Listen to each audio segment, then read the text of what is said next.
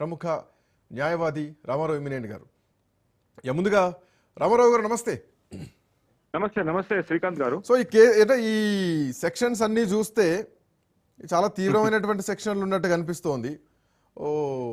Cyber terrorism సంబంధించినటువంటి సెక్షన్లు పొద్దుగాలనే పెట్టినుంటి. ఇదేంది హరీష్ రావు గారు తీవ్రవాదానికి సంబంధించిన పనులు ఎప్పుడు చేసిండ్రు, సైబర్ క్రైమినల్ ఎప్పుడు ఇదేండ్రు అని నేను పెట్టినుంటి. ఇది మొత్తం ఒక గేమ్ లెక్క కనబడుతుంది. దీంట్లో ఎఫ్ఐఆర్ లో మీరు చూస్తే 234 పాత ఎఫ్ఐఆర్ లో 66 ఆఫ్ ఐటీ యాక్ట్ పెట్టడం జరిగింది. 66 ఐటీ యాక్ట్ అని ర్యాండమ్ గా పెట్టిండ్రు.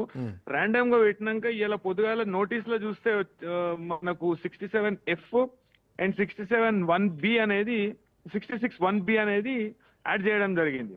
అయితే దీని అంటే ఎట్లా మనము పెద్ద సెక్షన్లు పెట్టాలి, హరీష్ రావు గారిని ఒక సైబర్ తీవ్రవాది లెక్క చూపెట్టాలి అంటే ఎక్కువ రామారావు గారు నిల్చుంటారు. ఎందుకంటే హరీష్ రావుకి సంబంధం లేనటువంటి శాఖ అది. ఆయన హోమ్ మినిస్టర్ లేదు, ఆయన రాజకీయ కోణం నుండి చూస్తే ఎవరన్నా ఒక అనామకుడు చనిపోతే కూడా ఇక ప్రత్యర్థుల మీద మర్డర్ కేసులు పెట్టేటట్టు కనబడుతుంది నాకైతే.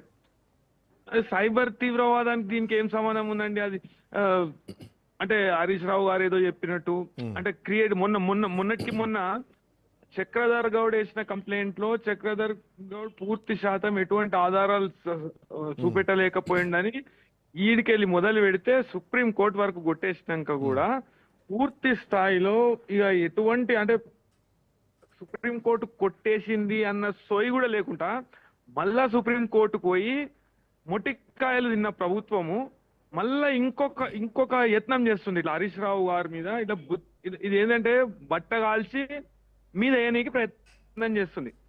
అయితే దీంట్లో సైబర్ టెర్రరిజం అనేది ఏడ ఉన్నది అనేది ఏ యాంగిల్ లో కూడా కనబడతలేదు. అంటే వాస్తవానికి రామారావు గారు ఇప్పటి వరకు ఈ మొత్తం ఫోన్ ట్యాపింగ్ విషయంలో అధికారికంగా ఎట్లాంటి సమాచారం బయటికి రాలేదు, అధికారిక సమాచారం లేదు, ఎట్లాంటి ఆధారాలు కూడా లేవు, ఏమేమి డేటా కలెక్ట్ చేసుకున్నారో అది కూడా లేదు. కొంతమందిని విచారణకు పిలిచారు, వాళ్ళ దగ్గర కొన్ని స్టేట్మెంట్స్ రికార్డ్ చేసుకున్నారు తప్ప బయటికి ఇంతవరకు అఫీషియల్ డేటా ఏం లేదు. అయితే ఇందాక మీరు చెప్పినట్టు 66F1B2 ఏదైతే ఉందో ఇది సైబర్ టెర్రరిజం సంబంధించినటువంటి తీవ్రమైనటువంటి సెక్షన్. ఇదే చిన్న చితక సెక్షన్. ఎగ్జాక్ట్లీ. అంటే ఎట్లాంటి పరిస్థితుల్లో సైబర్ టెర్రరిజం సెక్షన్లను యూజ్ చేస్తారు, హరీష్ రావుకు ఎంతవరకు వర్తిస్తుంది, ఎంతవరకు ఇది నిల్చుంటుంది కోర్టుల్లో? వాస్తవానికి ఫస్ట్ లింబ్ సెక్షన్ 66F అనేది ఫస్ట్ లింబ్ ఏం చెప్తుంది అంటే టెర్రరిజం అంటే తీవ్రవాదాన్ని అంతర్జాలం ద్వారా ప్రమోట్ చేసుడు అంటే సైబర్ టెర్రరిజం, హ్యాకింగ్ లాంటివి చేసి బెదిరించి అదే విధంగా సైబర్ టెర్రరిజం అనేది ఫస్ట్ లింబ్ లో చెప్పబడ్డది. సెకండ్ లింబ్ కి వచ్చేటప్పటికి అతనికి అంటే చేసిన వ్యక్తికి ఎటువంటి అధికారం లేకున్నా కానీ అనధికారికంగా అక్రమంగా ఒక సైబర్ స్పేస్ లకు చొబడి ఆ సైబర్ స్పేస్ ద్వారా నేరం చేయడం అనేది సెకండ్ లింబ్ చెప్తుంది. అయితే సెకండ్ లింబ్ అంటే 2 కూడా ఉన్నది దాంట్లో, 66F2 కూడా ఉన్నది. 2 తర్వాత దీనికి జీవితకాలం పనిష్మెంట్ కూడా ఉంటది. అంటే ఆ పనిష్మెంట్ సబ్ సెక్షన్ కూడా దానిలో రాయడం జరిగింది. 66F1B2 if I'm not mistaken 1B2 అనేది రాయడం జరిగింది. అంటే ఇది కేవలము కుట్రపూరిత ఉద్దేశంతో రాజకీయ కక్షలు సాధించే విధంగా దీన్ని పెట్టడం జరిగింది. నిన్న ఏ విధంగానైతే హరీష్ రావు గారు సిబిఐకి ఒప్పచెప్పాలి, మొత్తం సింగరేణి విషయంలో సిబిఐ అధికారులతో దర్యాప్తు చేయాలి, అదేవిధంగా సిబిఐ అధికారులను రంగంలోకి దింపాలి అనేదాన్ని కోరినప్పుడు దానికి ప్రతిచర్యగా మాత్రమే దీన్ని చూడవచ్చు. అయితే ఇది కోర్టులలో కూడా నిలబడదు అని నా ఉద్దేశము. ఎందుకంటే ఇప్పుడు ప్రభుత్వం ఉద్దేశం ఏంది రామారావు గారు? నేనంటే ఈ ఎఫ్ఐఆర్ కాపీ నేను చూస్తున్నాను ప్రస్తుతానికి. అంటే సెక్షన్ 154 అండ్ 157 సిఆర్పిసి కింద ఈ ఎఫ్ఐఆర్ నమోదైంది. గతంలో అంటే ఏది డిఎస్పీ ప్రణీత్ రావు అరెస్ట్ అయినటువంటి సందర్భంలో పెట్టినటువంటి సెక్షన్ ఏంటంటే 409, 427, 201, 120BRW, 34 IPC 3, PD PPA 65, 66, 70 ITA 2000-2008 ప్రకారం. అయితే ఇందులో కూడా 66 ఉంది, లేదనేది కాదు. సో దానికి దీనికి తేడా ఎక్కడ కనిపిస్తుంది అంటే 66 ఐటీ యాక్ట్ ఏం చెప్తోంది, కంప్యూటర్ లేదంటే డిజిటల్ డేటా ద్వారా ఏమైనా మోసాలు జరిగితే అక్కడి వరకు ఓకే. కానీ ఇది దాటి హరీష్ రావు విషయానికి వచ్చేసరికి ఇంకొక 2 యాడ్ చేశారు, 67F 66(1)B యాడ్ చేశారు. సో ఇది మొత్తం ఒక టెర్రరిజాన్ని ఎంకరేజ్ చేస్తూ టెర్రరిజం చేస్తారన్నట్టు ఒక ప్రోపగండా క్రియేట్ అవుతుంది కదా, ఇది వాంటెడ్లీ చేసినట్టే చూడాలా మనం? 100% ఇది ఒక రాజకీయ కక్ష లాగానే చూడొచ్చు. ఎందుకంటే సైబర్ టెర్రరిజం అనేది దీనిలో ఇప్పుడు అనాథరైజ్డ్ యాక్సెస్ అనేది సెకండ్ లింబ్ అనేది రాదు.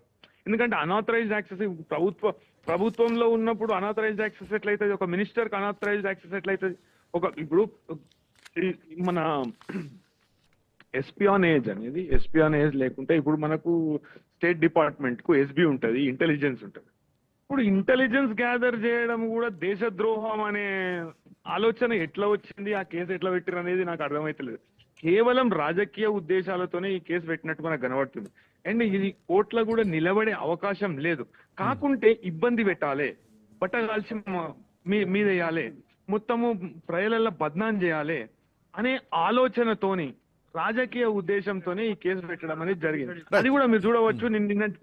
నిన్నటి చర్యకు ప్రతిచర్యగా ఇది చేయడం మనకు కనబడుతుంది, క్లియర్ గా కనబడుతుంది. 66F అనేది లేకుంటే సబ్సెక్షన్స్ 2 and 2 కావచ్చు, B కావచ్చు, ప్రాథమికంగా ఎఫ్ఐఆర్లు లేదు. ఇంకొకటి, ఇంతకు ముందు ప్రణీత్ రావు విషయంలో గానీ, రాధాకిషన్ రావు విషయంలో గానీ, అదే విధంగా ప్రభాకర్ రావు విషయంలో గానీ, మిగతా పోలీస్ ఆఫీసర్స్ విషయంలో గానీ భంగపడ్డ ప్రభుత్వము ఈ విధంగా ఇప్పుడు కక్ష సాధింపు చర్యలకు పాల్పడుతున్నది.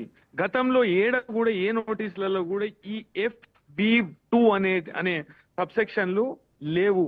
ఇప్పుడు కొత్తగా ఈ హరీష్ రావు గారికి ఇచ్చిన నోటీసులో మాత్రమే FB2 అనే సెక్షన్ మనకు కనబడుతుంది.